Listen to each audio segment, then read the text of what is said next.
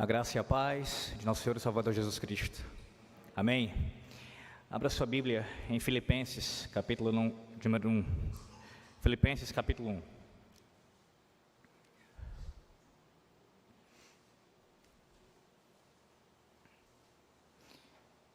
Temos ouvido exposições abençoadas em 1 Coríntios, aqui na Betel, e em nossa congregação, pela graça de Deus, temos exposto lá a Epístola aos Filipenses. Hoje pela tarde nós daremos continuidade lá na congregação, a partir do capítulo 2, começando o capítulo 2. Nessa manhã, nosso objetivo aqui é pregar a palavra do Senhor Deus, no capítulo 1, do versículo 12 até o versículo de número 18. Filipenses 1, do 12 ao versículo 18.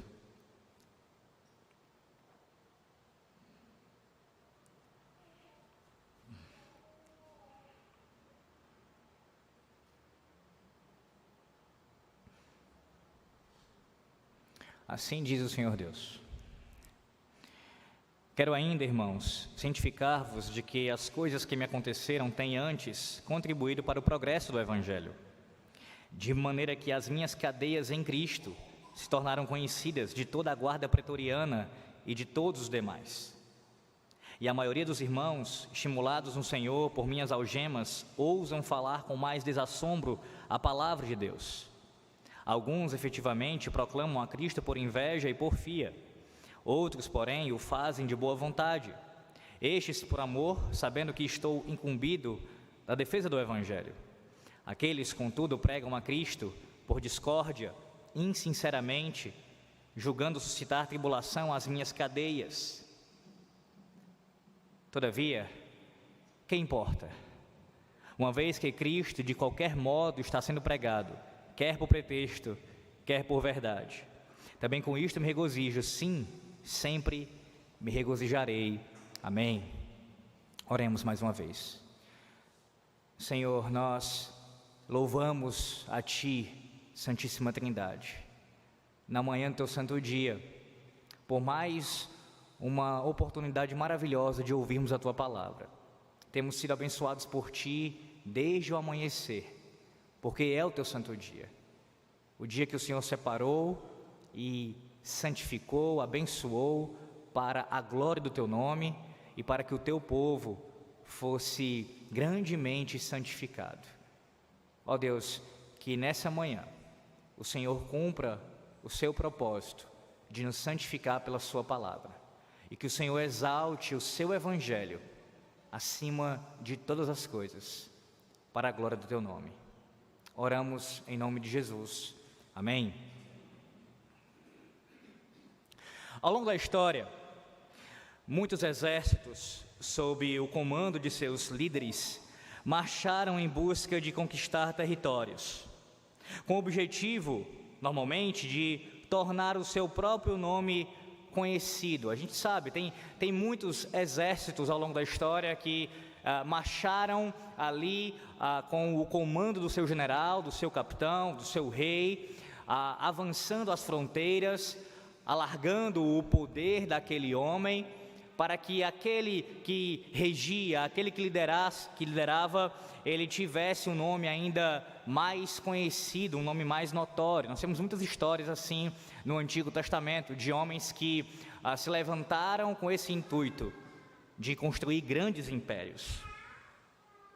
No entanto, para alcançar tal propósito, era necessário enfrentar muitos inimigos, subjugando-os, para só então estender o seu estandarte naquele lugar.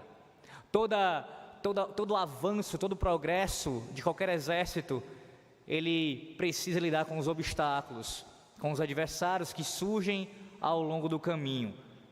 À medida que eles vão conquistando, vão vencendo as batalhas, aquele exército vai avançando e o alcance daquele senhor vai aumentando o seu poder. Da mesma forma que esses exércitos, o Evangelho tem avançado através de seus pregadores, e de igual modo enfrentado inúmeros inimigos. São muitos, das mais diversas naturezas. Contudo, esses inimigos não têm impedido o avanço do Evangelho.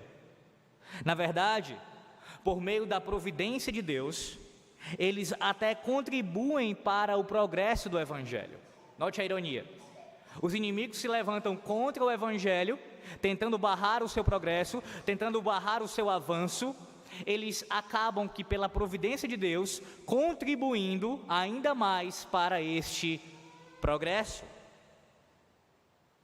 E o fato é que isso acontece porque o Evangelho, meus irmãos, como nós bem sabemos, como fala o apóstolo Paulo em Romanos, ele é o poder de Deus.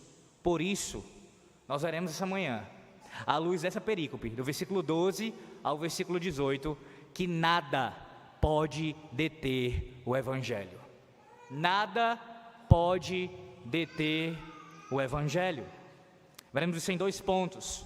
Do versículo 12 até o versículo de número 14, nós veremos que os inimigos extra-eclesiásticos, ou de fora da igreja, não podem deter o avanço do Evangelho. E do versículo 15 ao versículo 18, nós veremos que os inimigos intra-eclesiásticos, aqueles dentro da igreja, também não podem deter o avanço do Evangelho. Vamos olhar ao texto, versículo 12, diz assim a palavra do Senhor Deus: quero ainda, irmãos, cientificar-vos de que as coisas que me aconteceram têm antes contribuído para o progresso do Evangelho. Qual é o contexto aqui da passagem?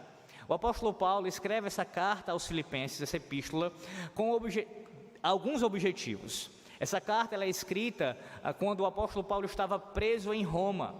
Ela é uma daquelas epístolas chamadas epístolas da prisão, em que Paulo escreve justamente por estar preso, por causa da pregação do Evangelho. E essa carta, dentre outras características, ela possui como provavelmente a mais excelente, a que chama mais atenção, o fato de ser a carta da alegria.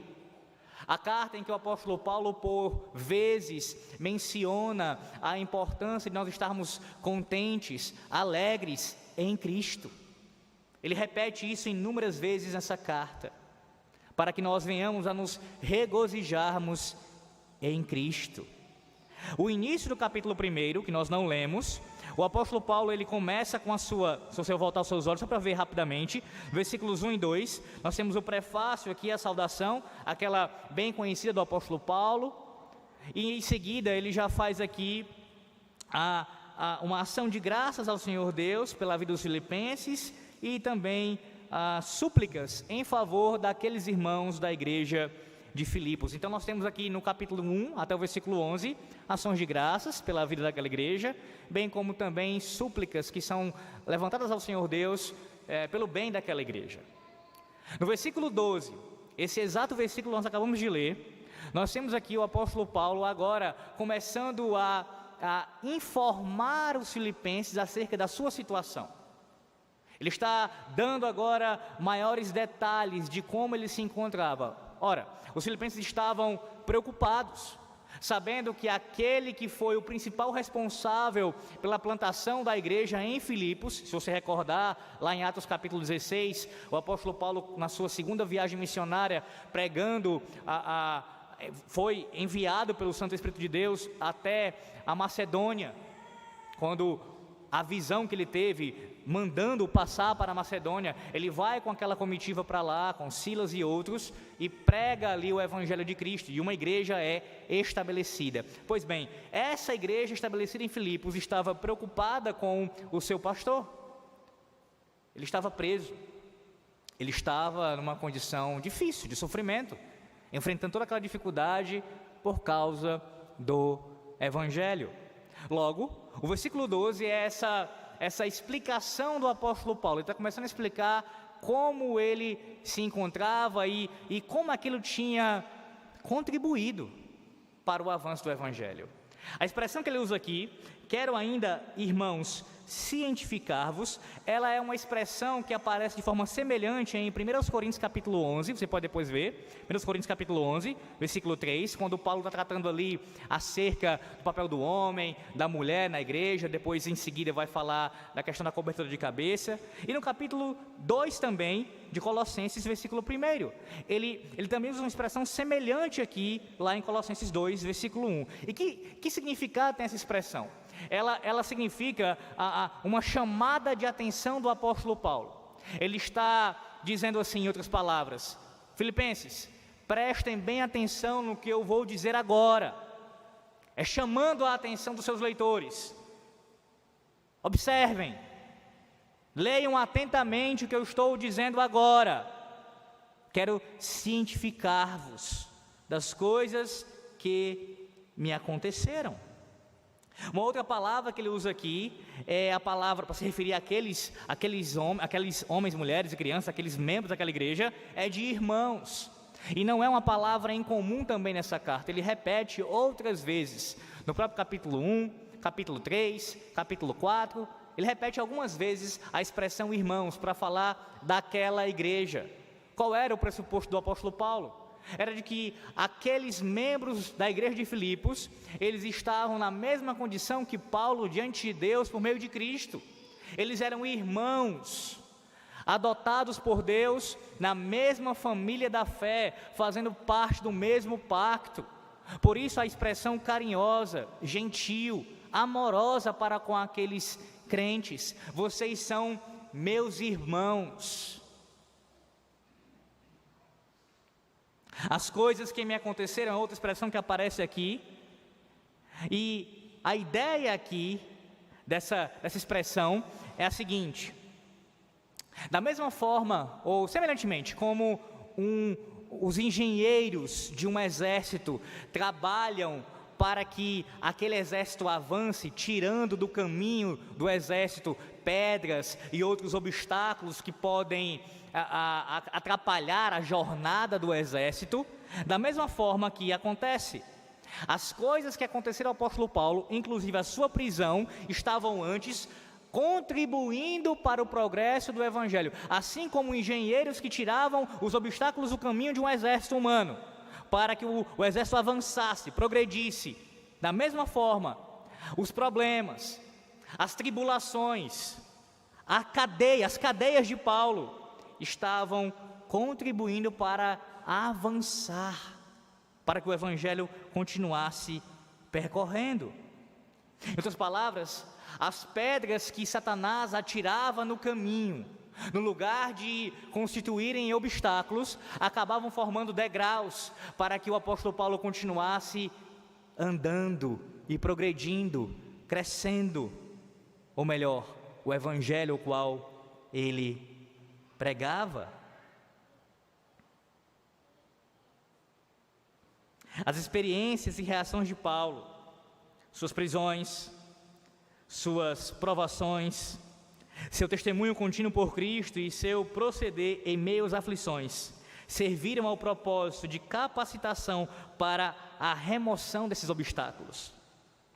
Assim, pois, as pedras de tropeço, postas por Satanás, como eu falei, no lugar de bloquear o caminho, contribuíram para que ele se tornasse ainda mais fácil de percorrer. A palavra progresso que aparece aqui também precisa ser destacada. Progresso do evangelho. Essa palavra aqui, progresso, ela no seu original, no grego, ela tem o significado de sair de um lugar para o outro. Sair de um lugar para o outro. E agora, perceba aqui como isso acaba sendo irônico. Paulo chega em Roma e é preso. Paulo estava ali numa prisão domiciliar, sem poder se locomover, sem poder sair do seu lugar. Mas ele diz que o evangelho está saindo do lugar, de um lugar para o outro, mesmo com o pregador impedido, mesmo com o pregador paralisado, fisicamente não podendo avançar, não podendo ir para outras localidades. O evangelho está saindo de um lugar para o outro. O fato é que Paulo estava preso, sim, mas a palavra de Deus não estava, como nunca esteve. Mesmo que os inimigos do Evangelho prendam os pregadores e até os matem, a palavra de Deus não pode ser presa, não pode ficar cativa, não pode ser impedida de progredir. Um exemplo disso é o que acontece no próprio livro de Atos dos Apóstolos. Se você fizer um estudo mais minucioso do livro de Atos dos Apóstolos, você perceberá que o principal personagem de Atos não é Pedro, não é Paulo, mas é a própria palavra de Deus. Há um movimento contínuo da palavra de Deus em todo o livro de Atos. Ela vai se movimentando, ela vai cada vez mais, a pregação do Evangelho, progredindo, avançando, saindo de um lugar para o outro. Da mesma forma como o Senhor Jesus Cristo prometeu, quando Ele foi assunto aos céus, Ele disse o que aconteceria. O Evangelho seria pregado em Jerusalém, em Judéia e Samaria, e até os confins da terra. Ele iria progredir, mesmo que tentassem impedir o avanço do Evangelho, mesmo que tentassem fazer com que os pregadores até fossem mortos, a palavra, o Evangelho de Cristo, continuaria avançando. É a mesma ideia aqui. O que está acontecendo aqui, meus irmãos, essa fala do apóstolo Paulo, de que tudo isso tem contribuído para o progresso do Evangelho, o que inclui as suas cadeias, nada mais é do que Paulo olhando para aquela circunstância à luz da providência de Deus. Paulo está olhando para as suas cadeias, Paulo está olhando para aquele sofrimento com os óculos, com as lentes da providência de Deus. Ele não está olhando para a circunstância per si, não é olhando para ela, para a dificuldade e parando por ali, não. A sua análise ela é total, ela é absoluta da situação e enxergando-a por meio da providência de Deus, que Deus estava guiando toda aquela situação e até a própria oposição vinha em última instância da parte de Deus. Deus, pela sua providência, estava fazendo seu evangelho avançar por meio do sofrimento do apóstolo Paulo. Não foi diferente assim no Antigo Testamento, foi?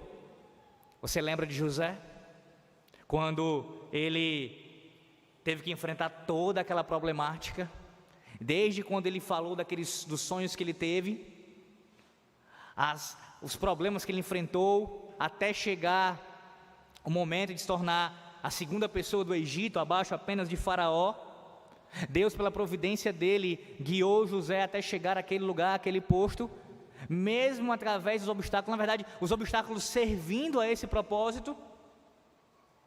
Ou então o próprio Israel, o povo da antiga aliança, quando teve que lidar com inúmeras adversidades no Egito, e o Senhor usando essas coisas, e no próprio deserto, para que eles progredissem, eles avançassem. Ou então, por exemplo, o rei Josafá, que também enfrentou a adversidade, mas através ali daquela circunstância, Deus exaltou a sua palavra, em 2 Crônicas capítulo 20, e tantos outros exemplos, os quais nenhum deles se compara ao principal dos exemplos bíblicos, a própria vida do nosso Senhor e Salvador Jesus Cristo. Ninguém enfrentou o maior obstáculo do que Ele. Ninguém enfrentou maior adversidade do que Ele. Ninguém enfrentou pior morte do que Ele. Mesmo sendo inocente, o Filho de Deus provou sobre si a morte em nosso lugar. Mas veja, como diz o apóstolo Pedro lá em Atos capítulo 2, o Senhor Deus tinha já predeterminado tudo aquilo para acontecer. Deus decretou a morte do seu Filho, Deus estabeleceu que isso ocorreria, e ocorreria por meio das mãos de iníquos, por meio das mãos daqueles que se opunham ao Evangelho. Mas isso barrou o crescimento do Evangelho? Isso impediu que a palavra de Deus fosse proclamada, que Cristo fosse exaltado? Pelo contrário, isso contribuiu para que Cristo fosse super exaltado. Todo o sofrimento de Cristo, no lugar de contrariar a obra de Deus, foi usado pela sua providência para Ele ser glorificado e o seu Evangelho ser proclamado. Em seguida ele fala no versículo 13, de maneira que as minhas cadeias em Cristo se tornaram conhecidas de toda a guarda pretoriana e de todos os demais. A palavra cadeias aqui no grego é a ideia de grilhões feitos de correntes. Paulo como um embaixador em cadeias. Aqui a ideia é essa, Paulo como um embaixador em cadeias. Ele é alguém que proclama a palavra de Deus, um embaixador que está anunciando ali, mas em cadeias. Por 2 anos Paulo esteve preso, com correntes que provavelmente eram algemas estendidas, com cerca de 45 centímetros de comprimento. Essas cadeias estavam sempre presas aos pulsos dele e restringiam todos os seus movimentos. Imagine a cena, aquele homem, se por um momento você pode pensar, era uma prisão domiciliar, parece algo mais agradável, não tão complicado, mas mesmo assim, mesmo sendo uma prisão domiciliar, era uma prisão que tinha, pelo fato de ser uma prisão, já o nome já diz, suas restrições. Ele não estava ali tranquilo naquela situação, ele estava assim com a sua liberdade cerceada. Só que nesse contexto de prisão, ele cita aqui essa guarda pretoriana. Que guarda era essa? Essa guarda era a guarda principal do Império Romano. Era a guarda responsável por fazer a segurança de César, do imperador. Esses guardas, eles tinham acesso direto ao palácio do imperador. Eles transitavam dentro do palácio, eles tinham contato diretamente com os nobres, com o próprio imperador. Então, aqueles que estavam fazendo a guarda do apóstolo Paulo eram homens que andavam dentro do palácio. Para você ficar ainda mais por dentro do contexto, abra sua Bíblia em Atos, capítulo de número 28. Atos, capítulo 28. Versículo 16. Uma vez em Roma foi permitido a Paulo morar por sua conta, tendo em sua companhia o soldado que o guardava. Agora o versículo 30. Por 2 anos permaneceu Paulo na sua prisão, na sua própria casa, que alugara, onde recebia todos os que o procuravam. Nessa prisão domiciliar, pode voltar para Filipenses, o apóstolo Paulo tinha claras restrições, mas ele poderia receber visitas, como diz o texto de Atos capítulo 28. E aí, imagine a seguinte situação: enquanto Paulo recebia essas visitas, ele anunciava o Evangelho, ele pregava Cristo a todos aqueles que iam até ele. E aí, muito provavelmente, a guarda pretoriana foi ouvindo o Evangelho, começou ouvindo o Evangelho dessa maneira, por meio do anúncio de Paulo àqueles que chegavam até ele. Mas a própria guarda pretoriana, ela também ouviu o Evangelho diretamente. Paulo falou para eles diretamente do Evangelho. E não somente isso. Como havia um revezamento, Paulo não pregou apenas para um ou outro guarda, mas para vários guardas durante 2 anos. Durante 2 anos, ele teve acesso à guarda do imperador, podendo pregar o Evangelho ali de forma irrestrita àqueles soldados. Quando é que Paulo teria essa oportunidade? Quando é que Paulo teria a oportunidade de falar diretamente para os pretorianos, como ele teve aqui estando preso? Mais do que isso, o Evangelho sendo pregado à guarda pretoriana também fez com que ele pudesse chegar até ao próprio palácio, ao próprio imperador. Percebe? Através dessa circunstância adversa, Deus a utilizou para que o Evangelho avançasse de tal forma que ele chegasse ao próprio palácio do imperador. Deus destruindo por dentro o inimigo, por meio do seu Evangelho. Paulo estava algemado a eles, mas eles também estavam algemados a Paulo. Não podiam deixar de ouvir o Evangelho. E a sua congregação se renovava a cada troca da guarda. E ele pregava continuamente o Evangelho. Esse é o primeiro ponto aqui que Paulo destaca para os filipenses. Meus irmãos, eu quero que vocês fiquem cientes, prestem muito bem atenção, que tudo que me foi feito até agora, tudo isso tem contribuído para o progresso do Evangelho. Vocês querem uma prova disso? O Evangelho tem chegado até a guarda pretoriana, até a casa do imperador. Olhe para essa circunstância à luz da providência de Deus e veja o que Deus tem feito em nosso meio. Mas não somente isso, Paulo vai dizer, versículo 14: e a maioria dos irmãos, estimulados no Senhor por minhas algemas, ousam falar com mais desassombro a palavra de Deus. Além do Evangelho chegar à guarda pretoriana, há irmãos que estão sendo estimulados, estão sendo incentivados pelas minhas cadeias a pregar o Evangelho sem nenhum tipo de dificuldade. Implicitamente aqui encontra-se a verdade de que, muito provavelmente, eles estavam, os romanos aqui, crentes de Roma, havia uma igreja estabelecida em Roma, antes de Paulo chegar lá, e os crentes de Roma, tanto constituídos por gentios como judeus, eles estavam de alguma forma ali, com dificuldade de pregar o Evangelho, talvez acanhados por causa da perseguição, mas a prisão de Paulo estava fazendo com que aqueles irmãos de Roma se estimulassem a pregar o Evangelho. Observe aqui a influência de um ministro na vida da igreja. O quanto é importante a sua influência na vida da igreja. E isso ocorre não somente pelo que ele fala, mas também pelo que ele vive. O que Paulo pregava e o que Paulo vivia influenciava a igreja.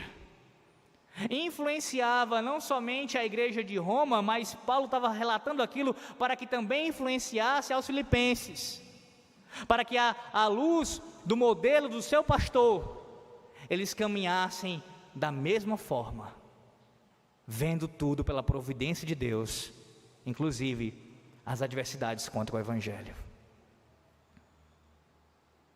Mais ainda, veja o que Deus faz através do sofrimento de seus ministros.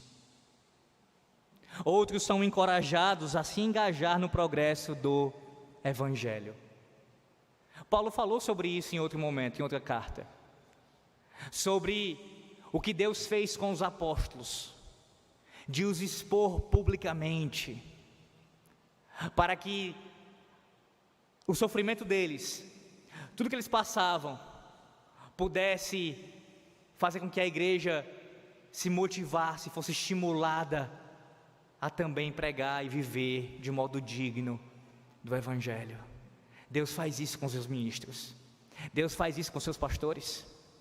Ele os levanta para pregar a sua palavra fielmente, para viver em conformidade com a sua palavra, mas também para sofrer pelo seu Evangelho, para que a igreja possa ser grandemente abençoada através do sofrimento da vida do seu ministro.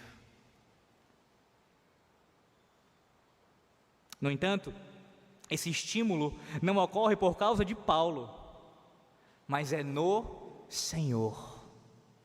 De fato, Paulo foi levantado com esse propósito, como ministro de Deus, mas em última instância, isso só ocorre por causa do Senhor. Escute o que diz, se você estiver com ela aí, a Confissão de Fé de Westminster, pode abri-la, no capítulo de número 8, a Confissão de Fé de Westminster, essa confissão, capítulo de número 8, parágrafo 8, seção 8, a última seção. Cristo, com toda certeza e eficazmente, aplica e comunica a salvação a todos aqueles para os quais Ele a adquiriu. Isso Ele consegue fazendo intercessão por eles e revelando-lhes na palavra e por esta os mistérios da salvação, persuadindo-os eficazmente pelo seu Espírito a crer e a obedecer, governando o coração deles pela sua palavra e pelo seu Espírito, vencendo todos os seus inimigos por meio de sua onipotência e sabedoria, da maneira e pelos meios mais condizentes com a sua admirável e inescrutável dispensação. É isso que Cristo faz. O próprio Cristo vai vencendo os seus adversários, especialmente por meio dos seus ministros, pela sua igreja e começando pelos seus ministros, vai vencendo os seus adversários, cada um deles. Você olha para um texto como esse e vê o que o apóstolo Paulo teve que passar por causa do Evangelho, e aqui resumidamente, como eu citei no início, esse ponto seria a perseguição externa ou a oposição externa, a oposição fora do contexto eclesiástico acontecendo contra a igreja, contra o Evangelho. E você pode e deve inclusive pensar de forma imediata: quanta oposição nós já tivemos que enfrentar e ainda temos que enfrentar. Isso daqui que aconteceu com o apóstolo Paulo não foi um caso isolado. Antes dele mesmo, na antiga aliança, a igreja já teve que enfrentar Faraó, já teve que enfrentar Nabucodonosor. No período do apóstolo Paulo, vários imperadores. Posteriormente a ele, outros que também se levantaram para perseguir a igreja. A própria guerra, o próprio conflito com os muçulmanos, que até hoje, nos países árabes, continua acontecendo, especialmente lá. Quantos têm morrido por causa do Evangelho? Inimigos da igreja de fora, se opondo ao avanço do Evangelho, até mesmo chegando a matar cristãos, para que ele morra, para que o Evangelho acabe, para que ele não continue mais se deslocando de um lugar para o outro. Ou então, se você trazer mais para cá um pouquinho, para o nosso contexto mesmo ocidental, para a nossa realidade de Brasil, quantos inimigos têm se levantado contra a igreja de Cristo, contra o progresso do Evangelho? A gente poderia enumerar muitos aqui, só alguns. Um exemplo disso é a famigerada agenda LGBTQIA+, e seja lá mais quantas letras se coloquem nessa desgraça, que se levantam contra o Evangelho, deturpando a família, acabando com o padrão patriarcal que Deus estabeleceu para a sociedade, para o seu povo.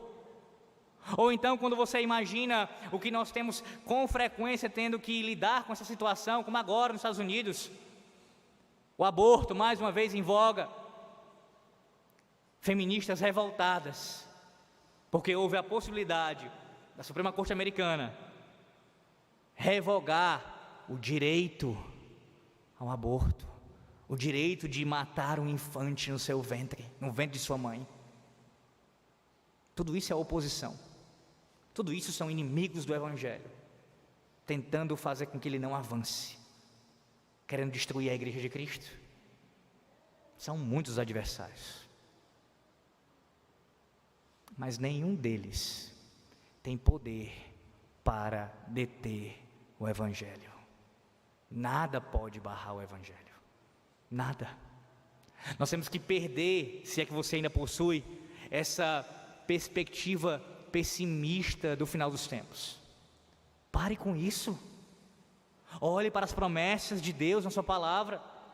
Veja o que Deus fala nos salmos que nós tanto cantamos. Veja o que Deus diz através dos profetas Isaías, Jeremias. Promessas maravilhosas para o contexto da nova aliança. Promessas de conversões mundiais, de conversões de várias nações, dos reinos servindo ao Senhor, dos reis se prostrando e jogando, como nós lemos aqui, as suas coroas aos pés de Cristo e bendizendo ao Cordeiro de Deus que foi morto, mas reviveu. O Evangelho tem progredido, irmãos, a despeito dos seus adversários, a despeito dos seus inimigos. Ele tem avançado, e quanto mais tentam pará-lo, quanto mais tentam detê-lo, mais ele avança, mais ele progride. E uma prova disso, inequívoca, é a sua vida. Você nessa manhã, imagine, o Evangelho saiu lá do Oriente Médio e chegou até os confins da terra, chegou até o seu coração, chegou até a sua vida. E quantos obstáculos não teve que ser superados, tiveram que ser superados, para que você pudesse conhecer o Evangelho e crer em Cristo. mas Deus venceu cada um deles, cada um deles. E se você crê em Cristo, nessa manhã aqui, você mesmo, a sua casa, é uma prova do progresso do Evangelho. Ele tem se deslocado de um lugar para o outro, e ele vai continuar assim até o final dos tempos, para a glória de Deus. Mas não apenas há inimigos de fora tentando barrar esse progresso, há também inimigos ou oposição, melhor colocando aqui, opositores que acabam se levantando dentro do contexto eclesiástico. Versículo de número 15 em diante. Alguns efetivamente proclamam a Cristo por inveja e porfia, outros porém o fazem de boa vontade, estes por amor, sabendo que estão incumbidos da defesa do Evangelho. Aqueles contudo pregam a Cristo por discórdia, insinceramente, julgando suscitar tribulação às minhas cadeias. Paulo aqui ele menciona 2 grupos de pregadores nesse texto, cada um com motivações diferentes. Pode observar que é muito claro isso. O primeiro grupo, formado por líderes proeminentes da igreja em Roma, esse grupo ficou enciumado pelo fato de Paulo ser mais conhecido do que eles. Mesmo Paulo preso, naquela situação ali, ele continuava pregando o Evangelho, tinha público, tinha pessoas que iam ouvi-lo, o Evangelho avançava, como eu falei, pela guarda pretoriana, e aí, pregadores dentro da própria igreja de Roma, nas igrejas ali que estavam estabelecidas em Roma, começaram a ficar enciumados com o ministério do apóstolo Paulo, começaram a invejá-lo pela sua influência, pela sua capacidade, pelo que Deus estava fazendo através da sua vida. E eles estavam pregando o Evangelho, mas com outra motivação.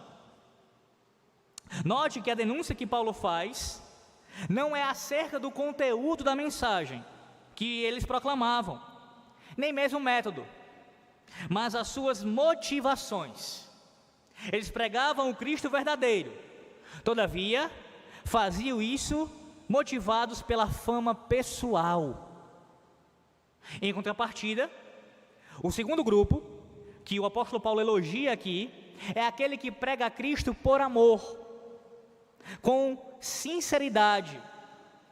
Há um desejo verdadeiro de pregar para a glória de Deus. Além disso, eles não possuem inveja de Paulo por ele ser mais conhecido. Pelo contrário, eles sabem que o apóstolo foi chamado por Deus para defender o seu Evangelho. E perceba a ênfase aqui no Evangelho.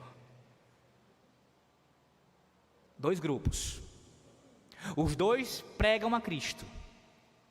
Os 2, pelo menos nesse texto aqui, não há nenhuma menção de que havia um problema doutrinário, um erro doutrinário ali no conteúdo da mensagem, na essência da mensagem.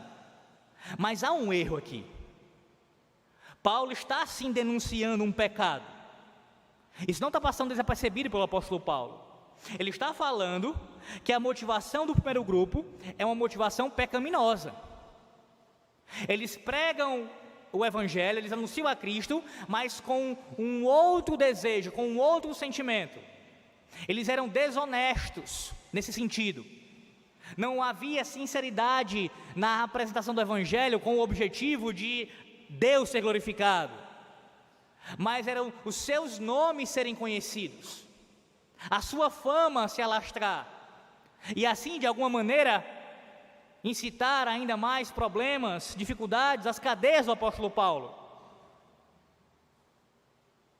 Agora veja o versículo 18, que é importantíssimo a gente entender à luz disso aqui que é dito anteriormente, do versículo 15 ao 17. Paulo vai dizer, ele vai concluir aqui a sua fala dizendo o seguinte: todavia, que importa?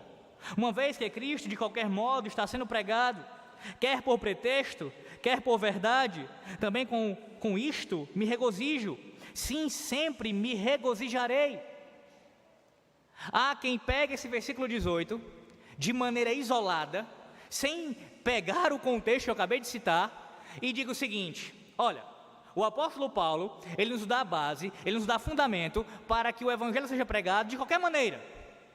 Não existe critério, contanto que o Evangelho seja pregado. Se Cristo for pregado, não importa a forma, não importa o método, nós podemos fazer de tudo. E aí se encaixa vários tipos de coisa. Cristo está sendo pregado? Troquemos o sermão do púlpito no domingo por uma apresentação teatral, porque Cristo será pregado. Se Ele for pregado, isso é o que importa. Troquemos então o teatro por uma apresentação de um coral, de uma cantata, e o Evangelho será pregado. E se ele for pregado, é isso que importa. E assim por diante. E o argumento é esse: o que importa é que o Evangelho está sendo pregado. Antes de explicar, comentando sobre isso brevemente, é impressionante como essa desculpa, essa justificativa que eles utilizam, ela é absurda, não só por conta do texto, é claro, mas também porque o Evangelho não é pregado nesses casos. É outro Evangelho. Não é só o método que está errado, porque Deus estabeleceu o que deve ser pregado, o Evangelho, a palavra dele, a sua lei, o seu Evangelho devem ser pregados. E o método é pela pregação mesmo, é pela fala. Aqueles que Deus vocacionou devem pregar, devem anunciar, proclamar a palavra de Deus, como eu estou fazendo aqui, anunciando, falando. Esse é o método. Mas não é só o método que eles estão errados, nem o conteúdo desse povo é evangelho. Utilizam isso daqui para justificar algo que nem mesmo é evangelho, muitas vezes. Mas é isso que Paulo está falando? É isso que Paulo está dizendo? Ele está dizendo que a motivação não importa, que nada mais importa, o que importa é apenas que o Evangelho seja pregado. Os versículos anteriores, irmãos, que eu acabei de ler e explicar, lançam luz a isso. Paulo havia denunciado o pecado deles. Eles estavam pregando por inveja. Isso não é lícito. Eles não poderiam fazer isso. A palavra que aparece aqui, no versículo 18, pretexto, no original, traz a ideia de hipocrisia. No mundo antigo, os atores, eles usavam uma máscara, que poderia ser de um sorriso, ou de uma carranca, uma cara fechada. Com seu roteiro, subiam ao palco, para representar seu papel. Isto é, fingindo ser alguém que eles não eram. Quando terminavam, saíam do palco, tiravam a máscara e voltavam a ser quem eram. Aqueles pregadores estavam fazendo justamente isso. Eles pregavam com uma máscara, não literalmente, simbolicamente falando. Eles pregavam com uma máscara, hipocritamente. Anunciavam o Evangelho, mas o coração, a motivação era outra. Da mesma forma, Paulo não está ensinando que qualquer Cristo pode ser pregado de qualquer forma, e sim que a pregação de Cristo é superior às rivalidades. Esse é o entendimento correto da passagem. Está dizendo o seguinte: mesmo quando pregadores anunciam o Evangelho, sendo realmente a cruz de Cristo, sendo a sua obra, sendo a sua pessoa anunciada fielmente, mesmo quando eles fazem isso com motivações pecaminosas, o Evangelho ainda está sendo pregado. E o Evangelho, porque é vencedor, porque é o poder de Deus, ele vence as rivalidades. Ele está acima disso. Ele é mais importante do que isso e ele consegue vencer essas dificuldades. Não é esse o contexto da passagem como um todo?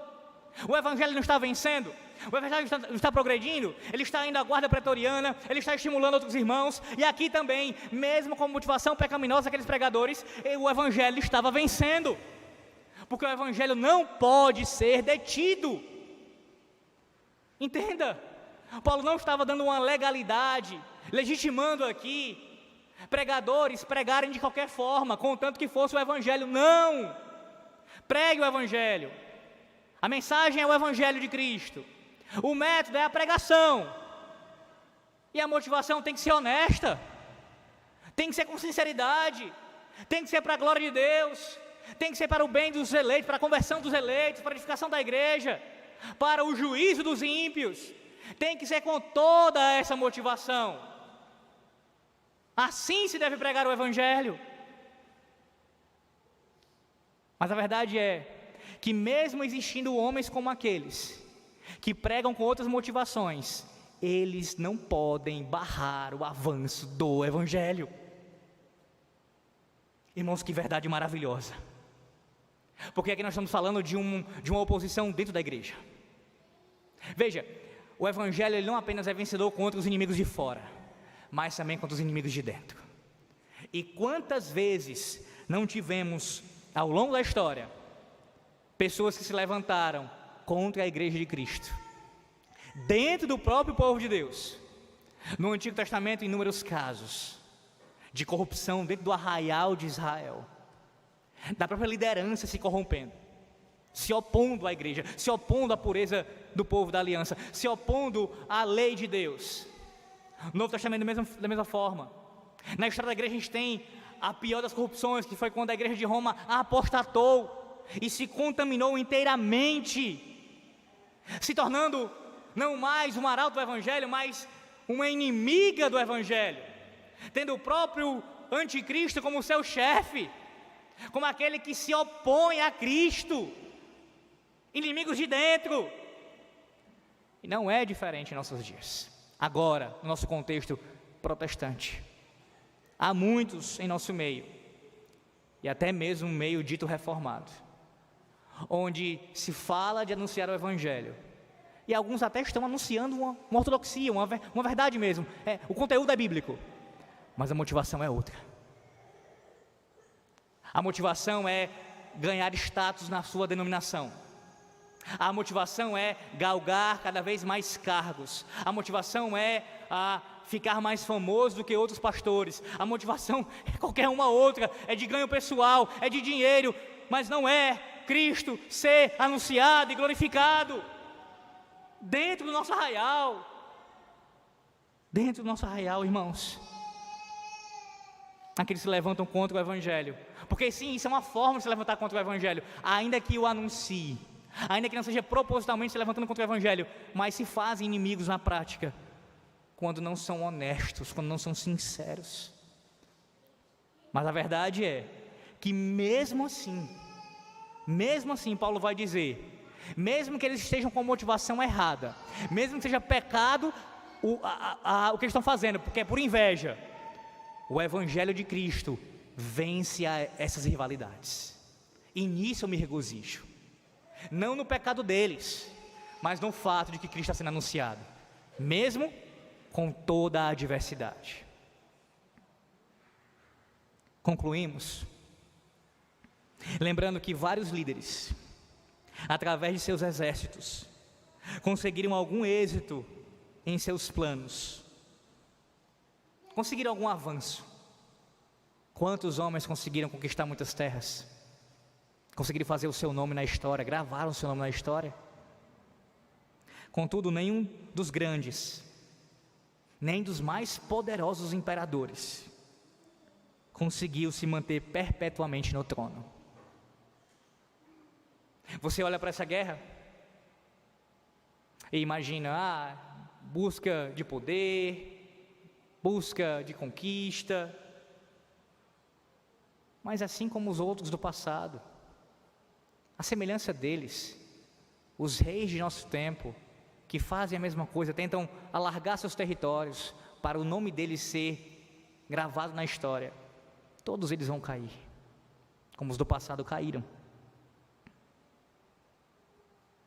Em contraste com isso, ao longo dos tempos, todos os obstáculos que se levantaram e continuam se levantando e se levantarão ainda contra a igreja de Cristo, contra o Evangelho do Senhor Jesus Cristo,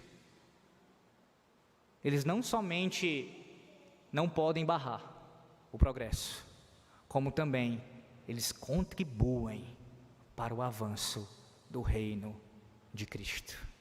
Descanse nessa verdade nessa manhã. Descanse nisso nessa manhã. Os seus pecados Você que é crente em Cristo, você que teme ao Senhor, que realmente confessa verdadeiramente a fé, os seus pecados não podem interromper o avanço do Evangelho, nem a nossa condição pecaminosa, nada pode. Deus tem sido vencedor e continuará sendo, até o fim. Que Deus nos abençoe nessa manhã, nos lembrando essa verdade todos os dias, nos fazendo descansar no seu bendito Evangelho, a mensagem da cruz de Cristo, que nos salvou e nos guardou para todo sempre, seguramente, em Cristo Jesus. Amém. Oremos. Senhor nosso Deus, nós te rendemos graças essa manhã, pela tua palavra, pelo teu bendito Evangelho, que é incomparável, que é a mais bela das pérolas, que é o tesouro mais precioso que nós recebemos de ti, porque através do Evangelho nós fomos reconciliados contigo, por meio de Cristo Jesus, e hoje podemos descansar no Senhor, sabendo, ó Deus, que estamos seguros e que nada, nem nossos pecados, podem impedir o progresso do Evangelho. Louvado seja o Senhor por isso. Em nome de Jesus. Amém.